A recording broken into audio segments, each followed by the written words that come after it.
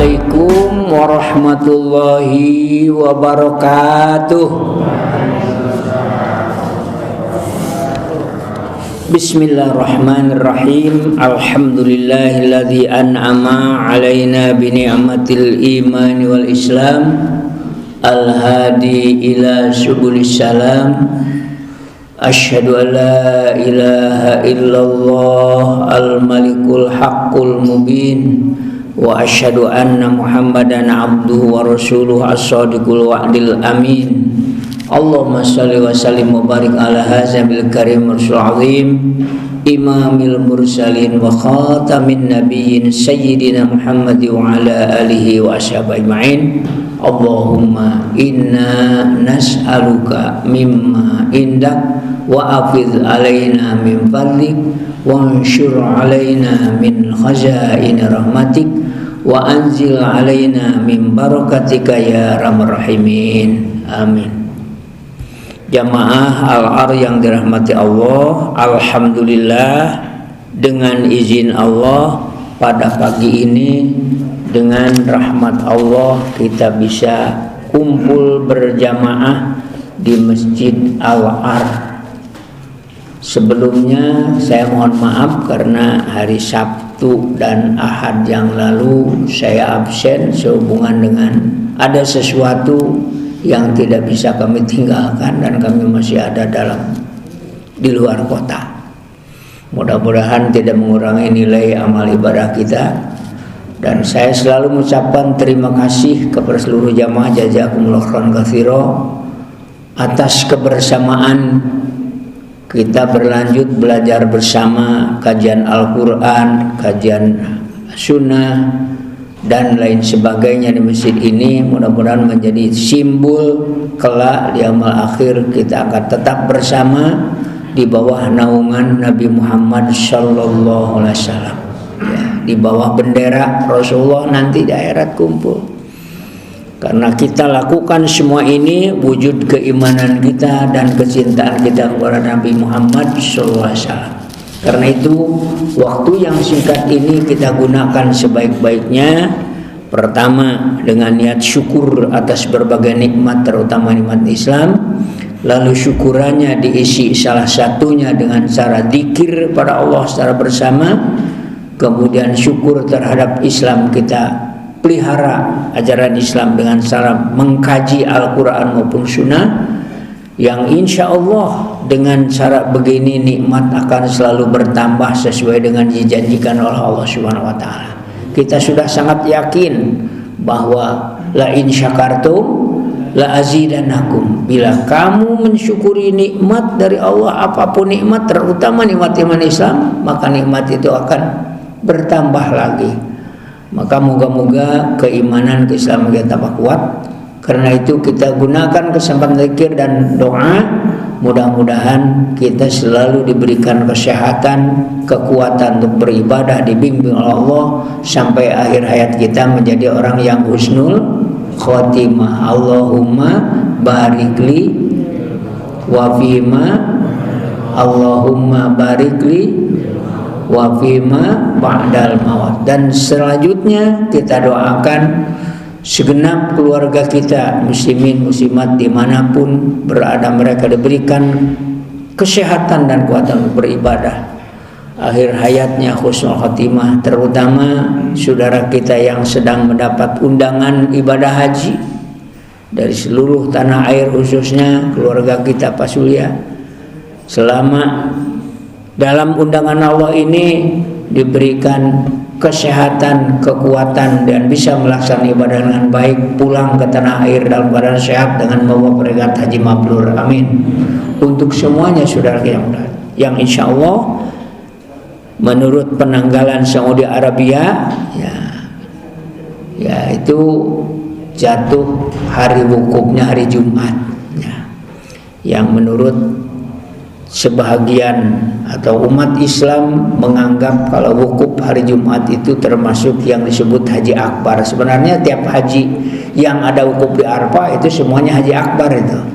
Cuman bedanya kalau Jumat itu karena Jumat hari mulia, Yang kedua, kebetulan, bukan betulan, Allah mentakdirkan haji Nabi yang terakhir pun hari Jumat. Jadi sama dengan haji Nabi, itu disebut haji akbar di situ. Dan menurut keterangan dalam kitab Al-Qira, ya, Al-Qira, nah, kitab Al-Qira itu khusus mengenai ibadah haji.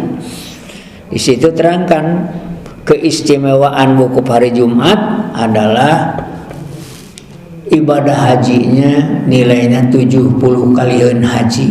Allahumma amin ya rabbal alamin. Dalam kitab Al-Qira Liqosi di Umil Qura judulnya itu, ya. Termasuk di situ ada fatwa ulama yang membolehkan, ini bukan berdasar, bukan dalil, hanya sekadar fatwa. 600 tahun setelah Nabi wafat, salah seorang pengikut madhab Syafi'i membolehkan umroh selama di sana bolak-balik ke Tanim, ke Ja'ronah, yang tidak pernah terjadi pada zaman Nabi maupun zaman sahabat. Ya. Itu dalam kitab Al-Qira ada itu. Jadi sifatnya itu dia membolehkan. Jadi ini hasil ijtihad salah seorang ulama.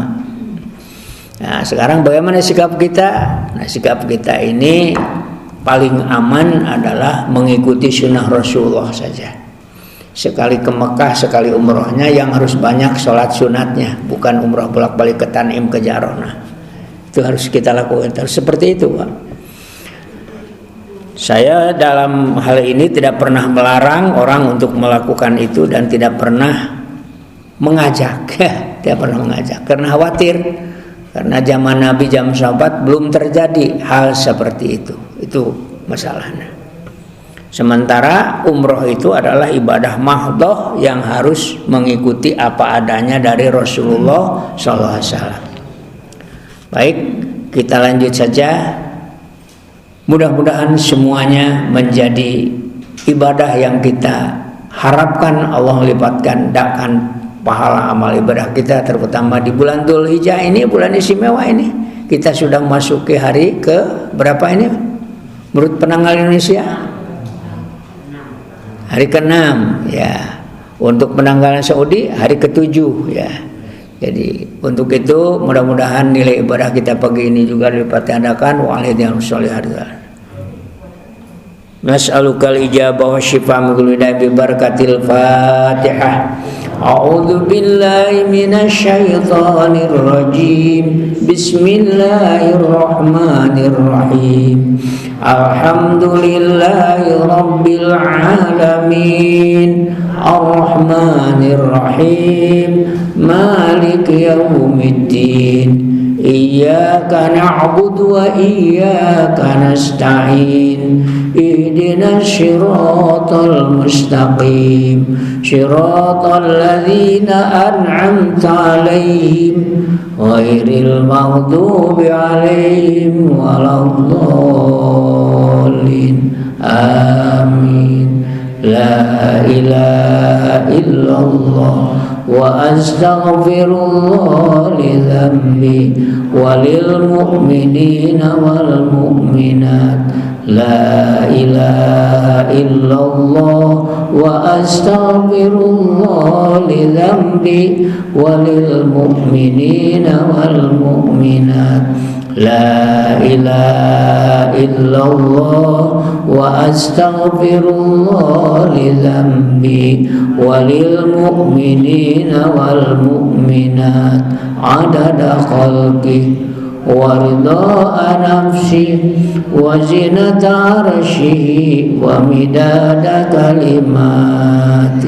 Subhanallah walhamdulillah wa la ilaha illallah wallahu akbar wa la hawla wa la quwwata illa billahil aliyyil azim. Subhanallah walhamdulillah wa la ilaha illallah wallahu akbar ولا حول ولا قوة إلا بالله العلي العظيم سبحان الله والحمد لله ولا إله إلا الله والله أكبر ولا حول ولا قوة إلا بالله العلي العظيم اللهم صل على محمد وعلى آل محمد كما صليت على إبراهيم وعلى آل إبراهيم وبارك على محمد وعلى آل محمد كما باركت على إبراهيم وعلى آل إبراهيم إنك حميد مجيد اللهم صل على محمد النبي الأمي بعدد كل معلوم له اللهم صل على محمد عبدك ورسولك وعلى المؤمنين والمؤمنات والمسلمين والمسلمات سبحان الله عدد ما خلق سبحان الله ملء ما خلق سبحان الله عدد ما في الأرض والسماء سبحان الله ملء ما في الأرض والسماء سبحان الله عدد ما أحصى كتابه سبحان الله ملء ما أحصى كتابه سبحان الله عدد كل شيء سبحان الله ملء كل شيء الحمد لله عدد ما خلق والحمد لله ملء ما خلق والحمد لله عدد ما في الأرض والسماء والحمد لله ملء ما في الأرض والسماء والحمد لله عدد ما أحصى كتابه والحمد لله ملء ما أحصى كتابه والحمد لله عدد كل شيء والحمد لله ملء كل شيء. Berikutnya kita beristighosa karena masih banyak hal yang kita khawatirkan, termasuk wabah corona ini masih ada, bahkan ada kecenderungan naik kembali. Pak Wali Kota mengharapkan supaya penggunaan masker dalam rangka memenuhi protokol kesehatan ini ditingkatkan kembali.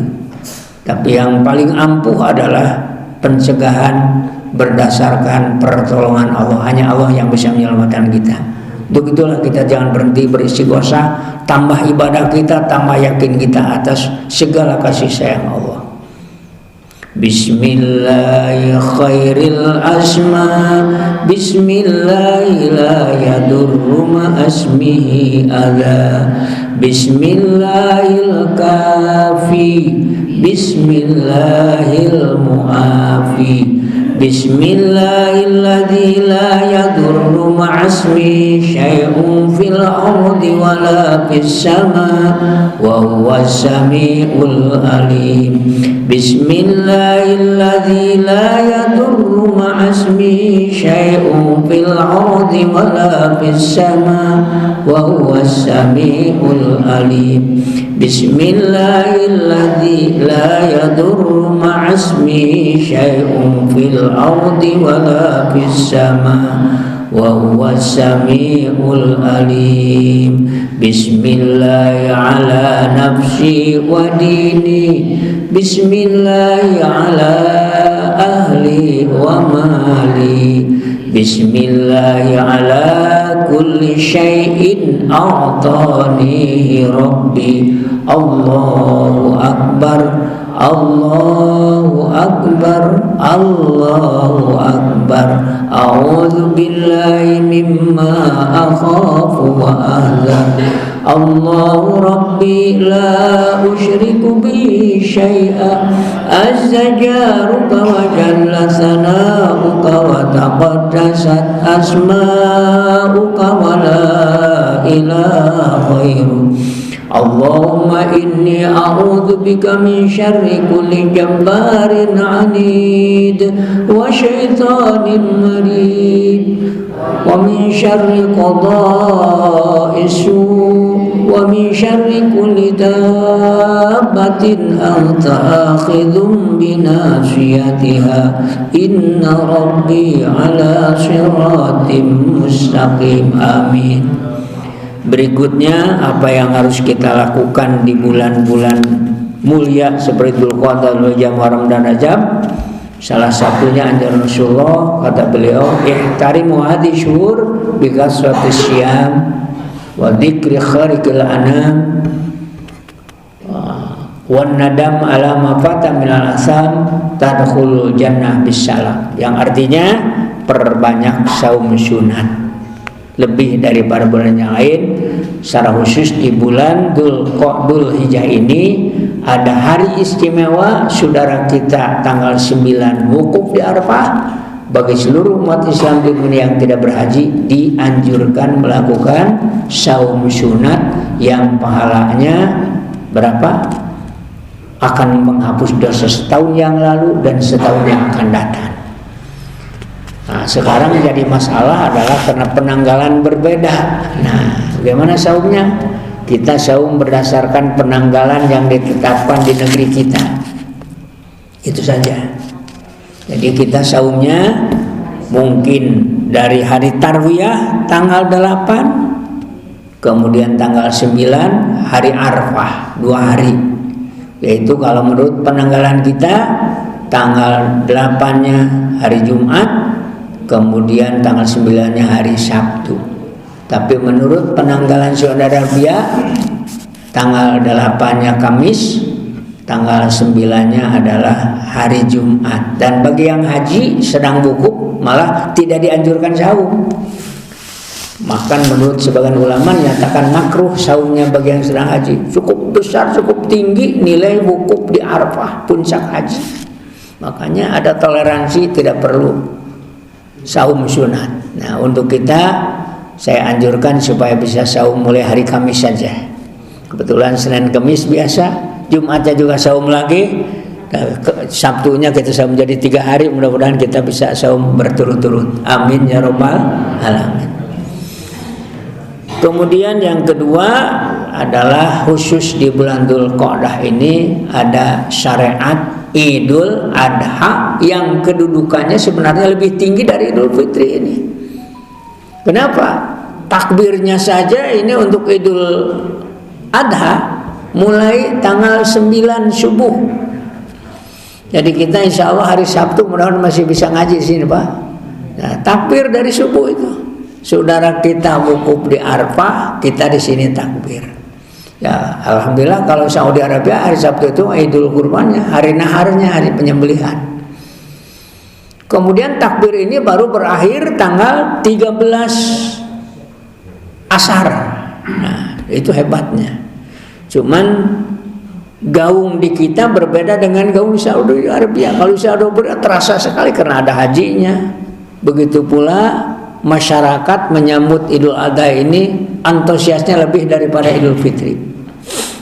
Saya pernah 2 kali ikut Idul Adha di Masjidil Haram itu. Masya Allah, itu anak-anak semua dibawa untuk sholat id, Pak. Ramai di masjid. Ngwacuk anu sararaya itu ya, Masya Allah.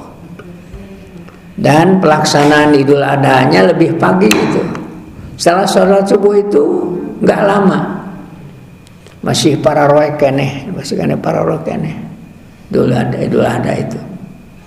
Baik, itu saja barangkali, mudah-mudahan kita dapat melaksanakan kurban. Dan untuk kurban ini luar biasa ini nilainya. menurut fatwa Imam Syafi'i bagi yang ini bahwa hukumnya sunat muakkad tapi sama dengan zakat.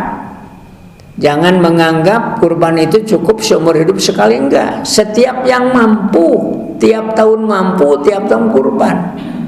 Karena hadisnya man lahu sa'atun falam yudahi falyaqruban musallana. Ada ancaman dari Nabi bagi orang yang mampu tetapi tidak berkurban, tong deket ke pangsalatan kami. Bahkan ancaman kedua bagi orang yang mampu tidak pernah kurban seumur hidup, maka kematiannya disangsikan, bisa seperti Yahudi atau Nasrani. Naudzubillah min dzalik. Jadi kalau mampu satu keluarga 4 orang, ya 4 ekor kambing saja. Kedua, kata Syafi'i, kalau tidak bisa untuk semua, minimal satu keluarga 1 ekor kambing. Fatwa yang ketiga, kalau itu pun tidak mampu, minimal kata Imam Syafi'i setiap muslim seumur hidup pernah kurban sekali saja. Ulah sekali-kali acan. Ini penting sekali. Dan hebatnya pahala kurban ini, dihitung nilai kurban itu sejak mencari binatang untuk dijadikan kurban. Anak-anak dan survei ke Cijapati kemana nyari itu sudah dihitung nilai kurban itu. Bahkan orang yang tidak berkurban tapi ikut andil, tenaganya disumbangkan untuk sak-sak sik segala macam, itu juga dapat pahala kurban. Orang yang kebetulan dia hanya berfungsi sebagai distributor, ngiring ngabagikan juga sama. Allahumma amin ya rabbal. Maka kalau ada ibu-ibu yang terlibat dalam kurban waktu itu, nyayugikeun tuangeun kanggo anu melaksanakan kurban ini juga insya Allah dapat pahala.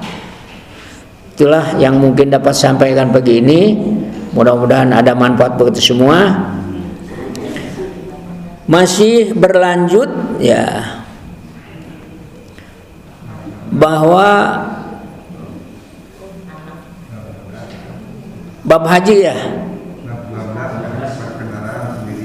ya, berkendaraan sendirian ataupun bersama orang lain ketika melaksanakan haji.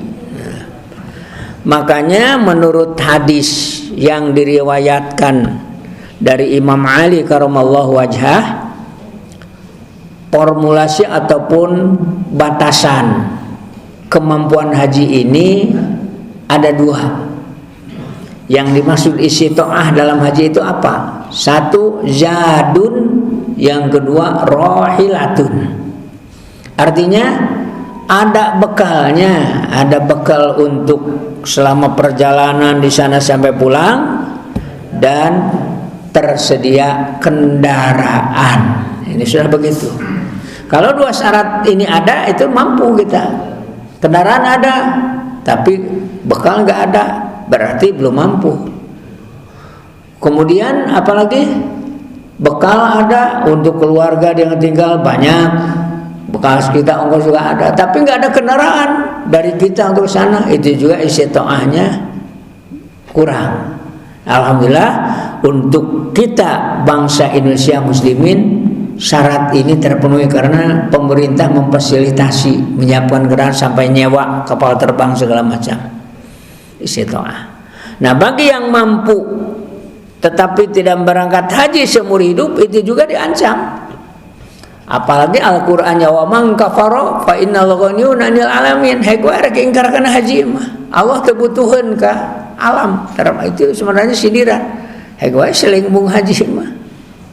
Ingat teu butuh ku maneh, seolah-olah seperti itu tuh ancaman dari Allah. Nah, sekarang kendaraannya apakah milik sendiri atau bagaimana? Kalau ikut nebeng pada orang lain, sama saja, itu berarti ada kendaraan. Kendaraan pribadi nggak punya, kita nebeng. Kalau kita nyewa, nah bayar kendaraan.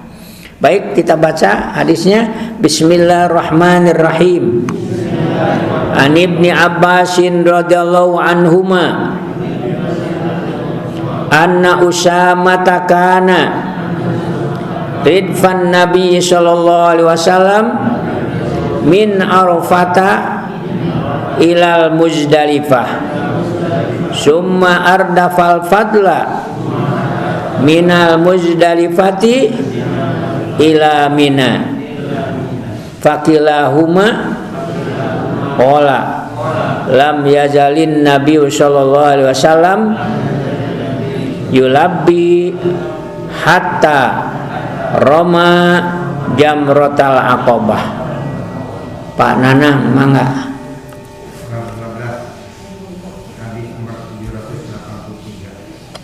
Diriwayatkan dari Ibnu Abbas bahwa Usamah menumpang pada kendaraan Rasulullah dari Arafah ke Muzdalifah. Kemudian beliau membonceng Alfah dari Muzdalifah ke Mina. Ibnu Abbas mengatakan, Usamah dan Alfah mengatakan bahwa beliau tidak berhenti membaca talbiyah hingga melempar jumroh Aqobah. Dari hadis ini pelajarannya adalah melihat hadis ini Rasul dari Arfah ke Muzdalifah berkendaraan dan nebeng, yang lain ada yang nebeng dengan kendaraan untanya Rasulullah Shallallahu Alaihi Wasallam. Ambil saklek saja bahwa kita menggunakan kendaraan bus dan sebagainya benar telah dicontohkan oleh Nabi. Kalau dulu onta, sekarang mah bus ya. Dari Indonesia memang ada kelompok jamaah haji yang memaksa atau mengajak jamaahnya untuk jalan kaki dari Mina ke Arfah. Pulangnya jalan kaki lagi, ini terlalu memberatkan menurut pikiran saya, karena ya terlalu memberatkan itu. Memang kuat sih kuat, tapi berat ya, resiko nanti ada resiko. Jadi kita tidak usah bikin kesulitan di dalam beragama. Kemudian dari Muzdalifah ke Mina juga berkendaraan. Alhamdulillah kita juga seperti itu. Bagaimana kalau jalan kaki? Boleh-boleh saja, karena kebanyakan yang tidak berkendaraan jalan kaki. Jarak dari Muzdalifah ke Mina itu cuma 7 kilo.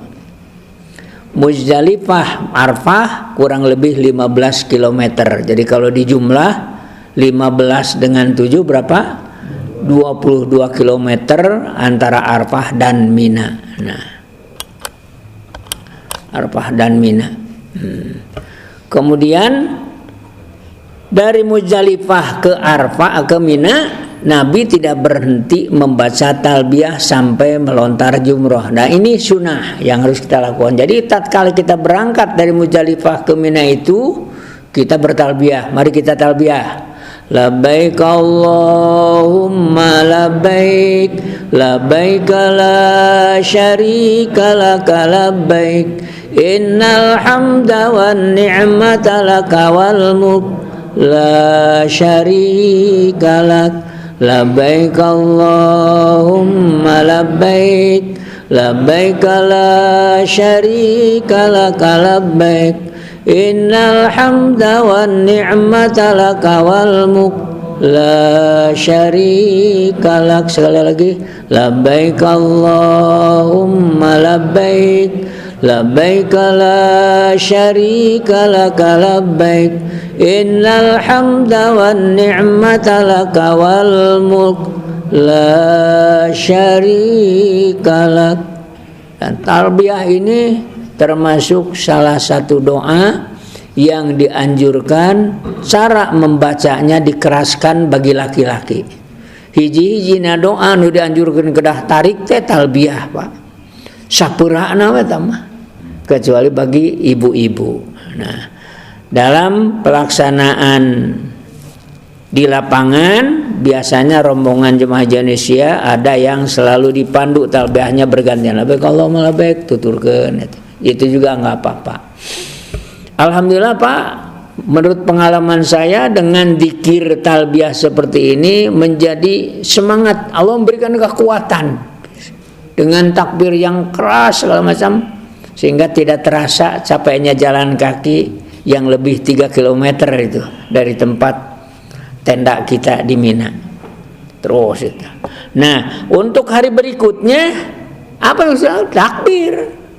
Jadi pada tanggal 11, 12, 13 untuk nafar tsani dari pondokan sampai ke di pondokan, dari tenda sampai ke tempat jumroh itu dengan takbir itu. Allahu Akbar, Allahu Akbar, Allahu Akbar, terus dan seterusnya. Sesuai dengan perintah Allah saja. Baik, itu pelajarannya dari hadis ini. Jadi dianjurkan membaca talbiyah hatta ramal jumroh al-aqabah. Dengan kata hatta ini diambil kesimpulan oleh para ahli, para ulama, bahwa talbiyah berakhir kalau sudah lontar jumroh. Maka bagaimana kalau ada orang tanggal 10 belum sempat lontar jumroh karena sesuatu hal?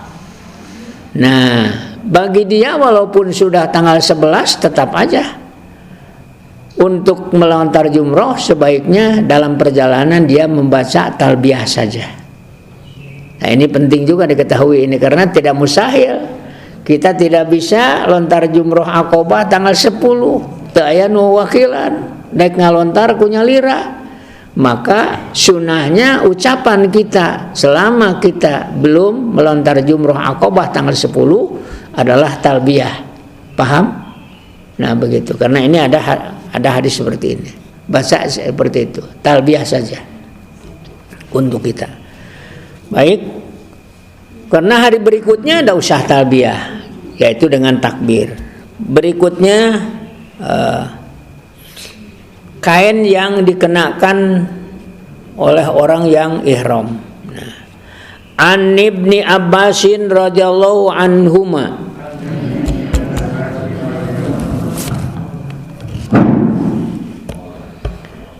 qala intalaqan Nabi sallallahu alaihi wasallam minal Madinah ba'dama tarajjala waddahana walaysa izarahu waridaahu wa huwa wa ashabuhu falam yanha an syai'in minal ardiyati wal uruzi tulbasu illal muja'farata allati tarda'u alal jildi fa asbaha bidil hulaifah raqiba rahilatahu hatta stawa alal baida ahalla huwa wa ashabuhu wa qallada badanatahu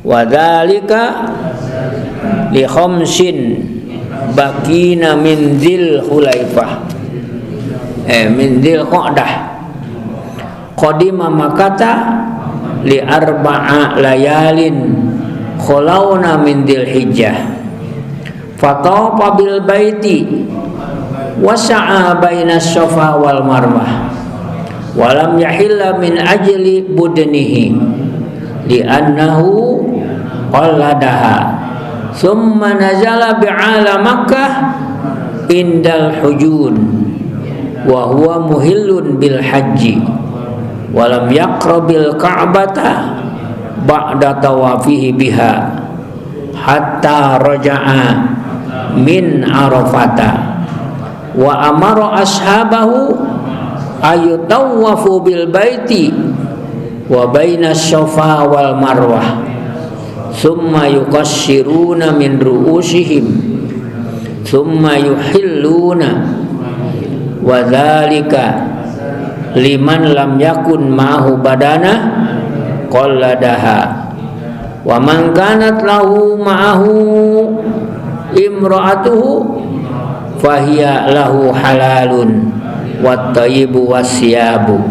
Wah, ini banyak sekali pelajaran di dalam hadis ini. Siapa yang mau menerjemahkan nih? Mau Pak Lubis? Ya silakan Pak Lubis. Bab 13. Kain yang dikenakan oleh orang yang ihram. Hadis 784. Diriwayatkan dari Ibnu Abbas, dia berkata, setelah Rasulullah menyisir, meminyaki rambut dan mengenakan pakaian ihram beserta para sahabatnya, beliau bertolak dari Madinah. Rasulullah tidak melarang menggunakan 2 lembar kain ihram, yaitu lidah yang menutupi bagian atas tubuh dan izar yang menutupi bagian tengah dan bawah tubuh, kecuali kain yang dicelup dengan za'faran yang wanginya akan tertinggal pada kain. Beliau sudah di Musdalifah pada pagi hari. Dari sana beliau menunggangi untanya hingga tiba di Baidah. Beliau bersama sahabatnya mengucapkan talbiyah dan mengalungkan tali berwarna pada unta yang akan disembelih sebagai kurban. Hari itu adalah tanggal 25 Zulqa'dah dan tiba di Makkah pada tanggal 4 Zulhijjah. Beliau melakukan tawaf di Baitullah, sa'i di antara bukit Safa dan Marwah. Dan karena beliau telah mengarungi untanya, maka beliau tidak melepaskan ihramnya. Kemudian beliau berjalan menuju tempat paling tinggi di Makkah, yaitu di dekat Al-Hajjul. Dari sanalah beliau mengenakan ihram untuk haji dan tidak mendekat ke Ka'bah. Setelah tawaf hingga kembali dari Arafah, beliau memerintahkan para sahabatnya untuk tawaf mengelilingi Baitullah, sa'i antara Safa dan Marwah. Setelah itu memotong pendek rambut kepala dan melepas ihram. Hal itu dilakukan oleh mereka yang tidak mempunyai unta untuk kurban dan tidak mengalunginya. Mereka yang berangkat bersama dengan istrinya diperbolehkan menyentuhnya kembali dan diperbolehkan memakai wewangian dan pakaian biasa. Ini adalah cerita perjalanan haji Rasulullah SAW yang menjadi syariat buat kita. Itu satu. Berangkatnya dari Madinah tanggal 25 Dzulqa'dah. Jadi 5 dinten deui painten ka haji. Dugina ka Mekah kaping 4. Jadi sabaraha dinten dah. Hampir 9 hari kurang lebih. Jadi dulu perjalanan Madinah Mekah ini dengan jalan kaki berapa? 9 hari. Nah itu lama sekali karena belum ada kendaraan lain kecuali onta dan jalan kaki. Kemudian dalam hadis ini disebutkan sebelum beliau ihram. Ini sebelum labbaik umrah. Nah, mengenakan wangi-wangian. Jadi tidak boleh memakai wangi-wangian itu kalau sudah sudah berniat ihram. Kalau sebelum diperbolehkan. Paham, Pak? Paham? Nah, jadi sebelum ihram mah mangawe. Tapi kumaha ada sengitna tetap masih ada waktu ihram enggak apa-apa. Nah, karena Nabi pun pernah melakukan seperti itu. Sampai di Mekah, ini gambarannya haji apa ini? Haji tamattu ini. Karena Nabi langsung melakukan apa? Tawaf, kemudian langsung melakukan sa'i.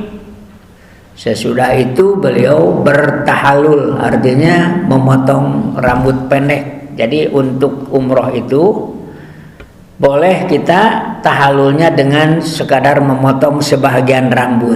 Nah, lalu pergi kemana ini? Ke tempat kalau sekarang itu Hujun, mungkin dekat Ma'la itu.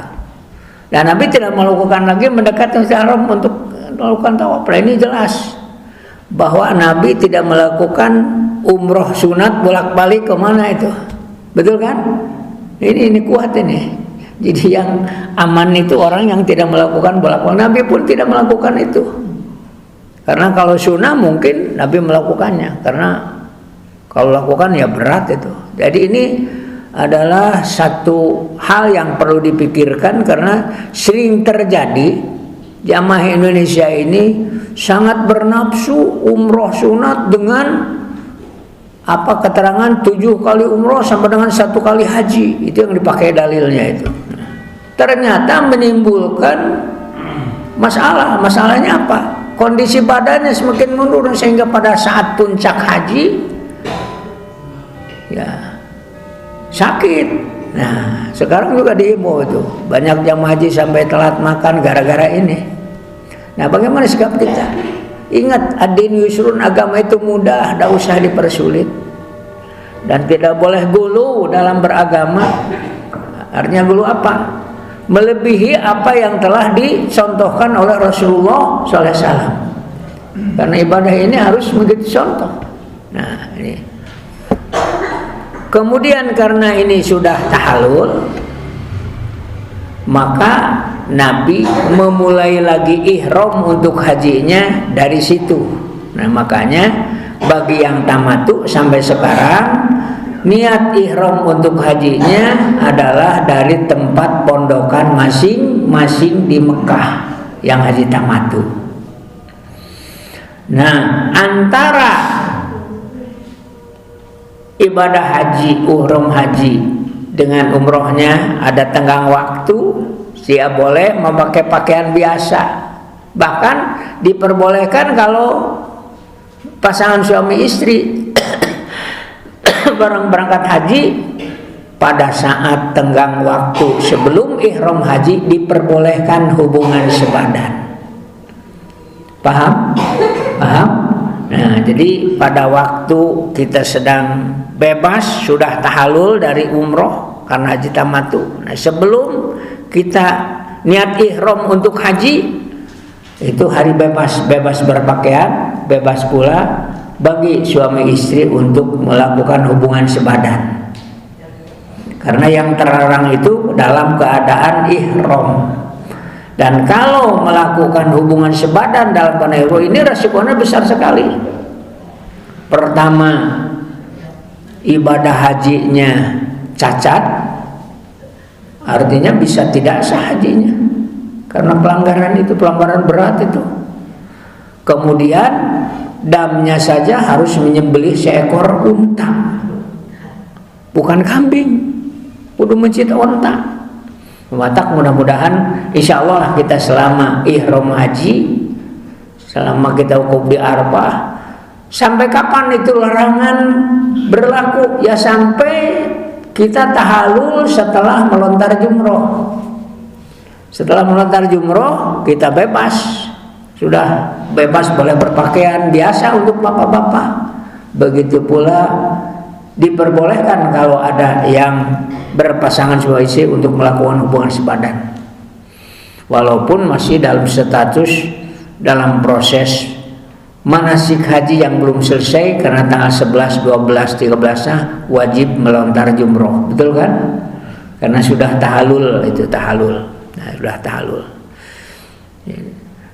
bebas dari berpakaian. Nah, ini di sini keterangan sumaya qashiruna min ru'usihim. Nah, ini mereka diperbolehkan pada saat tahallul untuk umroh. Biasa sekarang juga bagi yang umroh itu selesai sa'i, potong rambut.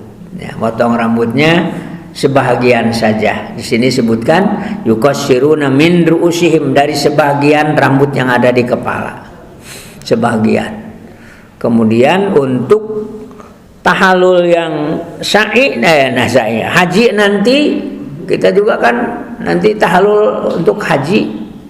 Karena nanti tawaf lagi, kemudian karena haji tamattu nanti sa'i lagi. Kapan tahallulnya untuk yang haji?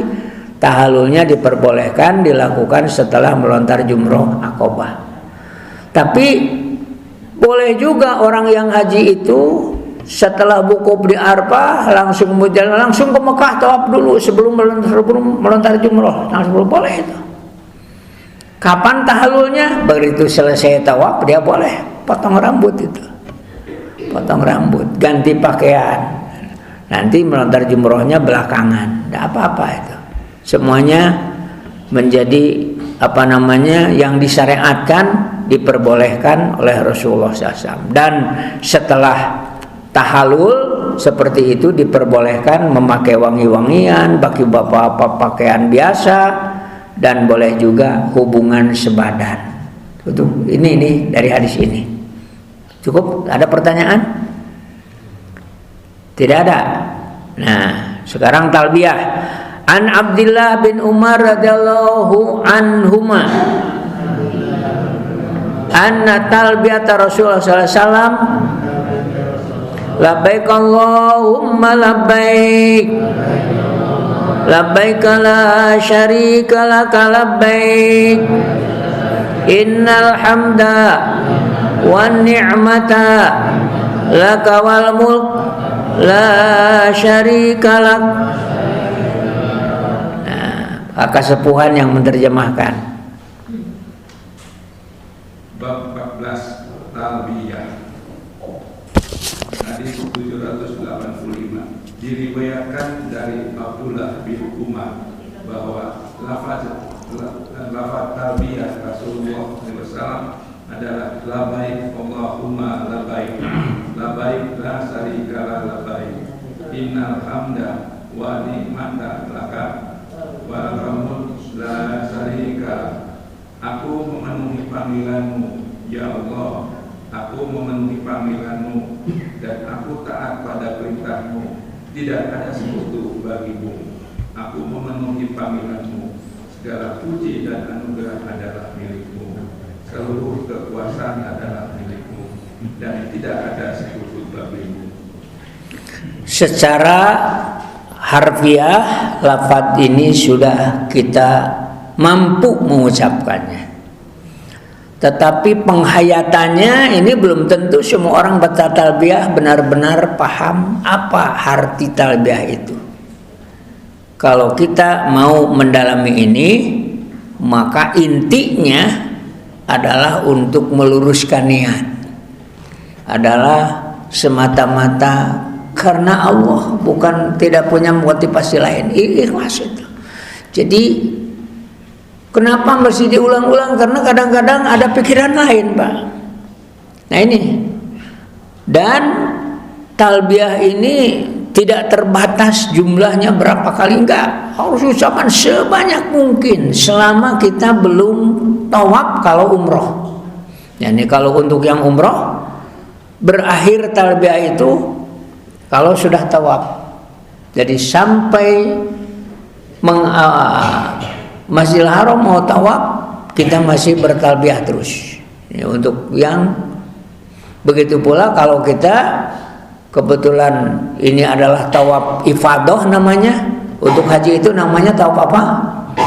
Tawaf ifadah. Untuk yang haji namanya apa?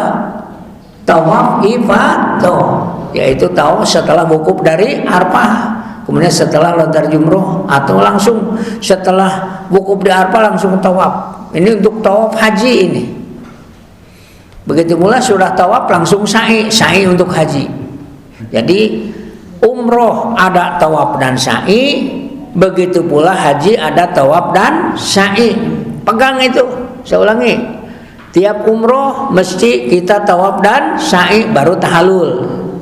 Begitu pula untuk haji ada tawaf dan sa'i. Tawaf untuk haji namanya tawaf ifadah. Tawaf ifadah ini bisa dilakukan urutannya setelah wukuf di Arafah tanggal 9, tanggal 10 pagi, malam 10 mabit di Muzdalifah, pagi-pagi melontar jumroh. Nah, bagi yang haji tahallul awalnya itu pada saat selesai potong rambut.